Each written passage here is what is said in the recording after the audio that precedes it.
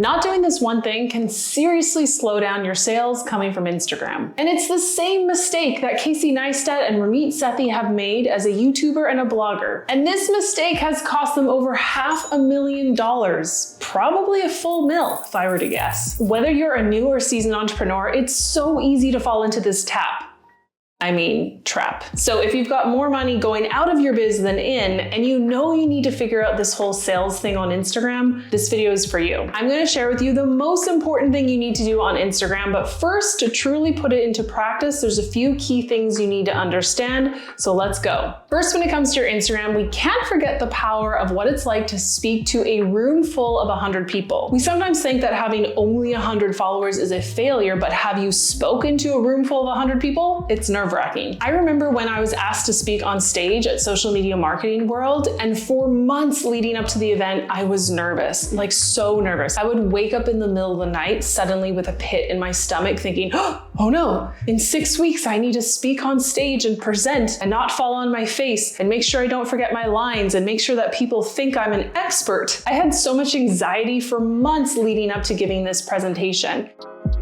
Evening. It is February 27th, and my slides for this Social Media Marketing World event, they're due March 4th, so basically the end of this week. So yeah, I'm kind of regretting or rethinking my topic. I'm hoping that it's not going to be too technical for the audience because I want everything to just be like mind-blowing. It is the morning of my presentation.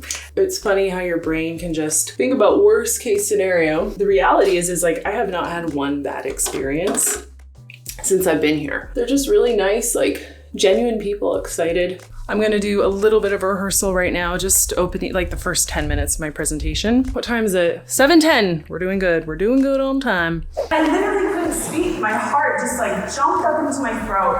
I could barely squeak out words, and this was live on radio across the country. I am done my presentation. Luckily, when I got on stage, I didn't feel like super nervous. I was able to talk okay. Yay! I feel relieved. I'm also trying to take in the moment because I know it's so easy when you accomplish something to not really give it acknowledgement, which I'm guilty of doing.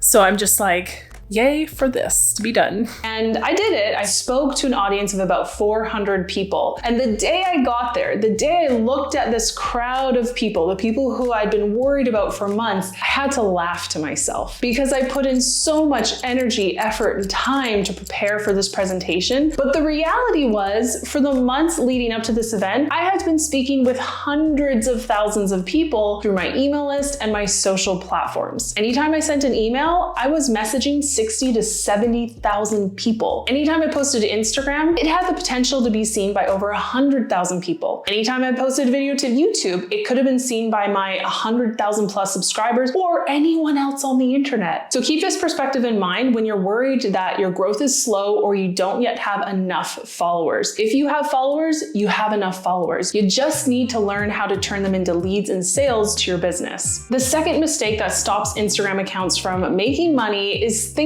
of your Instagram account like a one-way broadcast channel, as if you were NBC or ABC or Fox, when in reality, Instagram is more like a two-way conversation with a friend at a coffee shop. You sit down face-to-face with them, you talk, they listen. They talk, you listen. This is the back and forth of a normal conversation. And if you're not treating your Instagram followers in this same fashion, you're literally turning away sales. It's like you're that person at the coffee shop who's talking the entire time and the other person can't get a word in edgewise, so they leave that meeting feeling defeated and like they never want to do business with you. Luckily, there are two key features that Instagram gives us for free that helps us cultivate these conversations with our followers. The first feature is Instagram Stories, because stories literally have a built-in call to action for your viewers to reply and engage with your story. The thing is, most people make stories all wrong. They'll post a picture of their laptop and their coffee, and they'll say, say, drinking coffee today, where the story has no real value to the viewer or to them or their business. Instead, you still want to share personal moments of your day through your Instagram stories because you have nothing to lose. The stories disappear after 24 hours. And let's face it, people do business with people. So especially if you're a coach or a service provider and someone is hiring you as their person, it's good for them to get to know you. But you want to think about infusing value into your stories so that people, get to know you, but also get to see what you do through your business and how you help others like them. So here's an example of what you could post to your stories during a business day. In the morning, maybe you don't want to be on camera yet, you can just grab a clip or a photo from your camera roll and post your agenda for the day. This allows people to see what you're doing both personally and professionally with clients, customers, all that great stuff. In the afternoon, you can share a tip, a resource, or a takeaway, something that you've learned that day by working with your customers or your clients. And don't forget this part, include the poll sticker or the quiz sticker in your story so that people can tap and indicate that yes, they want to learn more about this topic, or yes, they want you to follow up in the DMs for more on this topic. This is the power of stories. It's using those stickers that allow people to easily engage so that you can follow up with them. In the evening, you can share something personal, maybe your wind down routine or your workout or what you're making for dinner. But in this story, don't forget to include a call to action, asking your viewers to reply to your story with any questions they had about your earlier story or your freebie or takeaway. The second feature is Instagram DMs, because all stories lead to the DMs, and the DMs is equivalent to that intimate coffee setting where you're sitting down face to face with your prospect or your customer and having a one-on-one conversation with them. Most people though don't use DMs in the two most powerful ways. One is for customer support. Yes, you can help your students, your clients, your customers through the DMs and give them that one-on-one attention, because guess what? When they feel like they're getting that from you, they're more likely to buy the next thing from you or continue working with you. So don't ignore offering customer support through the DMs. And the second thing is don't forget to follow up with people who are ready to buy. The DMs are where sales happen. This is where you're going to close the sale. So don't drop those conversations. Keep them going or revive them whenever it makes sense to do so. Maybe you came across a resource or a blog post that makes you think, hey, I should follow up with Susie because I was just talking to her about this topic last week. Go ahead and reach back out to her in the DMs and share that resource with her. You want to keep these conversations warm. You want to keep the momentum going, because when Susie is ready to buy your coaching package, guess what? You've already done the hard part. You've helped Susie get to know, like, and trust you, and now her decision, it's easy. But the thing that stops most Instagram accounts from making sales, and what I need you to stop doing today, is this: growing your Instagram platform as a free information platform and not a business. Take this tap water, for example. Tap water is generally free in most major cities. So your audience loves turning on the tap and getting free water anytime they want. Now, the day that you offer a paid option, like this lovely bottle of sparkling water sourced from the mountains of Spain, you hear an outcry. I've been getting this for free the whole time, and now you want me to pay? No, you got it all wrong. The free water is still there. This is just another option, a better option that you pay for. Sell out! Boo, you suck! If you're doing this right now, don't feel bad. It's the exact same mistake that Casey Neistat and Ramit Sethi made for years. Why? They didn't want to be a sellout or compromise their artistic work, but in the end, they were only attracting an audience that wanted more of what they'd been offering for years: free stuff. Don't do this with your Instagram. You are not running a nonprofit. You are a for-profit business, and I know some of us don't like to admit that, but that's the truth. You don't need to hide it from your Instagram profile or your followers, because if you train them to only get free stuff, how do you think they're going to act when you release a paid offer? The good news is there is a way to set up your business on Instagram from day one that will set you up for sales and not just attract a freebie hungry audience.